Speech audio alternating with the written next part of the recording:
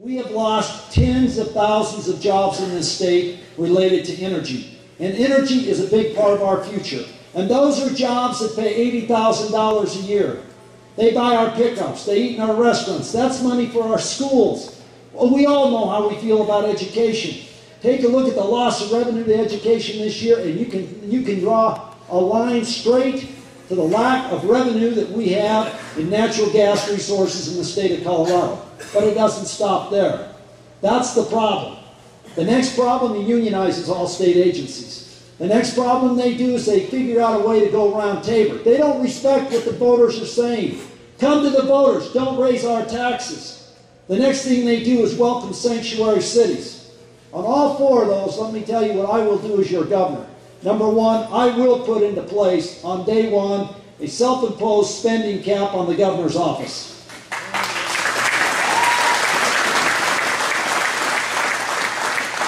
On day one, I will make it very clear that in the state of Colorado, there is a very clear voice speaking on behalf of the Second Amendment, your guns and your rights, and on the 10th Amendment.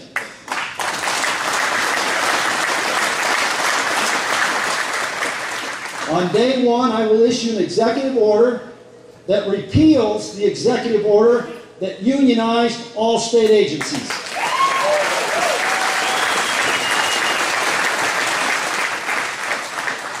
I can't force a city not to become a sanctuary city.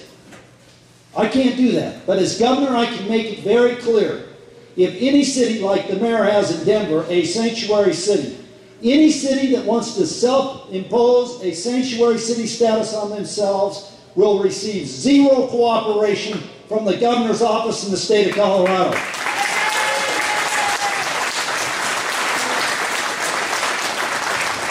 Any attempt to dilute the Tabor Amendment, to call it fees, to go around, call it loopholes, will be met with a veto pin in the governor's office.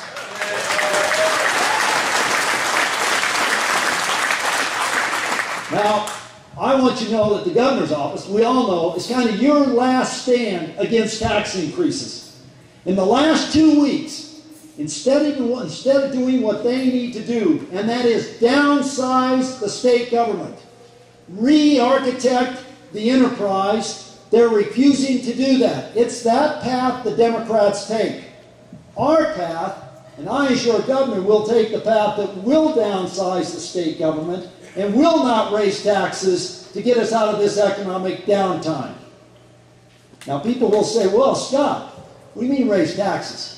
Look how many jobs we in the state of Colorado have lost in the last 3 weeks because of the fact that this governor and that Democratic legislature, and by the way, I used to be the majority leader. I know how to build bipartisan support. I know how to put a coalition together. I know how to work it. The only bipartisanship we saw, they talk it, we do it. The only bipartisanship you saw down there was the bipartisanship putting together the no votes, trying to stop what they did. What did they do? They put together what I call the Baker's Dirty Dozen. 13 tax increase bills. It's impacted our steel mills. It's impacted our brick shops. It's impacted the folks in the restaurant business. There's now going to be a tax on doggy bags, a tax on napkins. It has cost this state lots of jobs. Just take a look at what you read last week with Amazon.com. I will not raise your taxes. The way out of this economic bliss or problem that we're in, the only way out of it, the only economic model that works, is the expansion of the job base and the downsizing of your state government and a dramatic reduction in spending.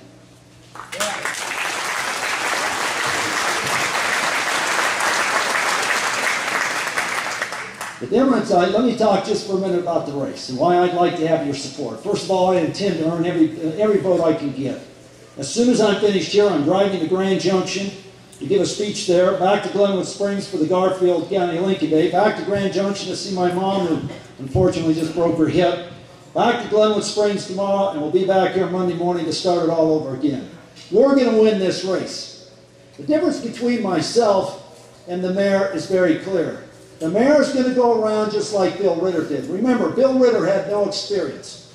He tried to sell us all on the fact, look, to run a state that has 23,000 miles of lane roads, that has 100,000 inmates, that educates 1 million students, that owns 3 million acres of land, that in one day you're dealing with a rock that shuts down your interstate system, and you're dealing with the legislative process. Don't let anyone tell you we don't need experience.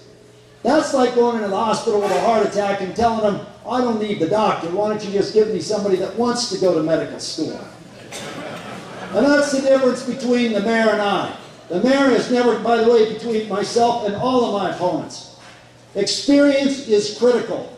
This state is a key link. And the key path, the key decision is whether we go down that path, the Democrat path, or we go down the path that has as its core elements all the things we've just talked about.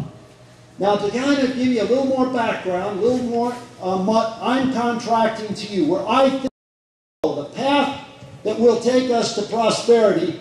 I've given each of you, or most of all of you, I've tried to shake every hand in here, what I call my platform for prosperity. This has the penmanship, by the way, of Tom Tancredo in it, Josh Pinnery in it, and a number of other leaders. Even folks like Greg Brophy gave us input. Lots of people that are supporting us. We have strong support across the state for this platform. This is the platform, if we follow it, and I'm committing to you to follow it. This is, I ask you to take a close look at it. To give you a quick update on what the Democrats are going to do with the governor's race. We have redistricting coming up. I'm the only one out there that's ever dealt with redistricting. When I was majority leader, we redistricted. If we don't win the House back, if we don't win the Senate back, if we don't win the governorship, if we don't win some combination of that, they will redistrict all of our Colorado congressmen out of the state, all Republican Colorado congressmen out of the state of Colorado. Every congressional district, in my opinion, I've been there, I've done it. Every of our Republicans will be districted out. We need leadership.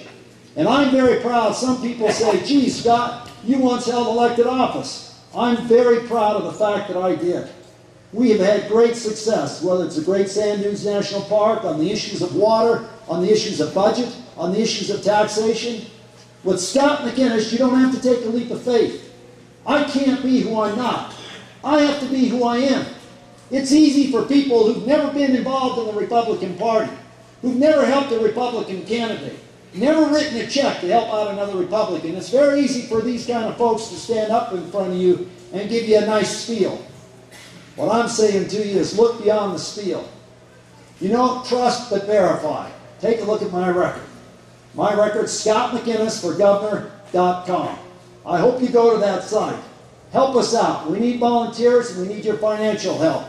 So far I can tell you we've had about 5,500 people in the state of Colorado write checks for our campaign. We've received help, a check from somebody in every county in the state of Colorado. We're going to win the governor's race. We need to win it with your support. That's how we'll get it done. And then I'll make you proud.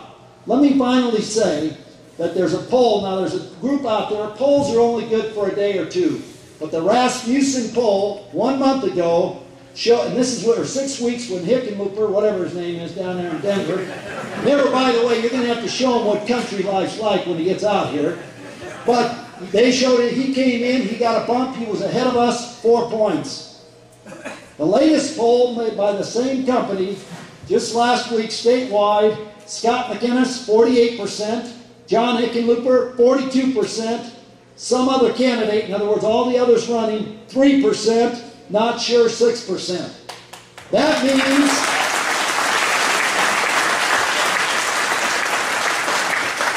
means with your help we can get this done and I'll make you proud. I got fire in my belly, and I'm ready to take the things we believe in, which will take this state in the right direction for your child. We can get it done. Thank you for your support. Thank you for your time. Thank you.